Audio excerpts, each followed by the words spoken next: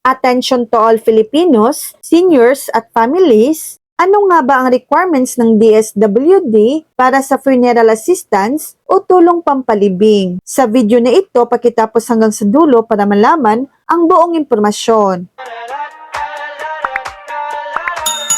Una, maghanda lamang ng valid ID. Pangalawa, death certificate na maaring mayroon o walang civil registry number. Pangatlo, certification o katunayan mula sa alinman sa mga sumusunod. Hospital o doktor, imam para sa mga muro, tribal chieftain o pinuno ng mga samahang katutubo or indigenous peoples. Pang-apat, funeral contract o kontrata mula sa punerarya na nagsasaad ng balansi at mga serbisyong natanggap, kompletong pangalan at lagda ng kinatawan ng punerarya, maliban sa mga muro o mga grupong katutubo na nagsasagawa ng mga nakaugaliang gawain sa paglilibing. Panglima, promissory note o certificate of balance kung may balansi para sa punerarya. Pang-anim, transfer permit maliban sa mga muro o mga grupong katutubo na nagsasagawa ng mga nakaugaliang gawain sa paglilibing kung ang namatay ay ililipat sa probinsya. So yan lang po ang latest update.